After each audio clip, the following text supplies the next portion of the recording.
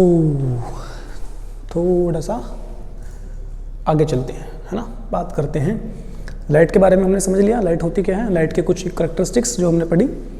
बात करते हैं ल्यूमिनस ऑब्जेक्ट्स की। बहुत सिंपल सा कंसेप्ट है, वो ऑब्जेक्ट जिनके पास अपनी खुद की लाइट होती है, those are known as luminous objects.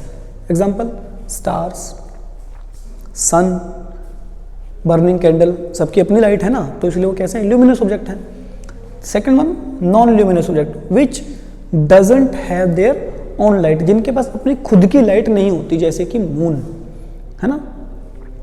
Moon किसकी लाइट का यूज करता है, सनलाइट का यूज करता है, ठीक है। तो जिनके पास अपनी खुद की लाइट नहीं होती but still they shine, so those objects are known as non luminous objects.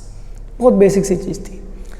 अब बात करते हैं कुछ फिनोमेनास की। देखिए लाइट एक वेव है और वेव कुछ फिनोमेनास को शो करती है, जैसे कि रिफ्लेक्शन, रिफ्रैक्शन, ठीक है, एब्जॉर्प्शन, ये सब कुछ। तो अब सबसे पहले बात करते हैं रिफ्लेक्शन ऑफ लाइट। तो बात कर लेते हैं कि रिफ्लेक्शन ऑफ लाइट क्या होती है। बाउंसिंग बैक ऑफ लाइट रे आफ्टर स्ट्राइकिंग द सरफेस।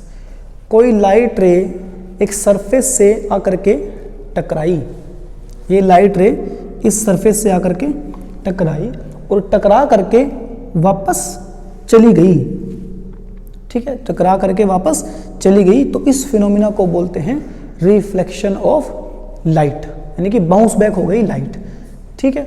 अब इसके अंदर कुछ टर्म्स जुड़ी हुई हैं भाई। सबसे पहले जो लाइट रे आ रही है, जो सरफेस से आकर के स्ट्राइक करेगी, that is known as incident रे,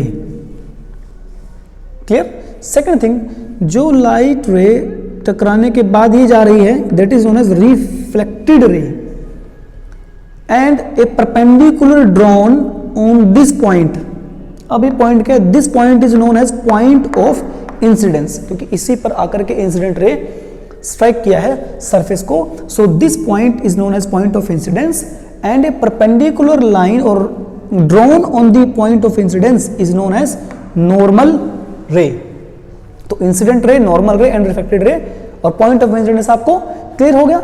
now the angle made by the incident ray with normal ray, incident ray normal ray के साथ जो एंगल बनाती है, that is I, this angle is known as angle of incidence. भाई इतने degree angle के साथ इंसिडेंट रे यहां पर इंसिडेंट हो रही है या स्ट्राइक कर रही है। Second thing, this one angle R, this is the angle made by the reflected ray with the normal, and this is known as angle of reflection, right. So this is angle of incidence, angle of reflection, normal ray, reflected ray और incident ray, ठीक है। और ये क्या है, point of incidence.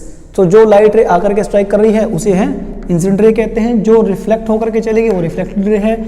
ये point of incidence जिस point पर लाइट रे आकर के टकरा रही है, और अगर इस पॉइंट पर मैं एक परपेंडिकुलर ड्रॉ कर देता हूं तो वो रे कहलाएगी नॉर्मल रे।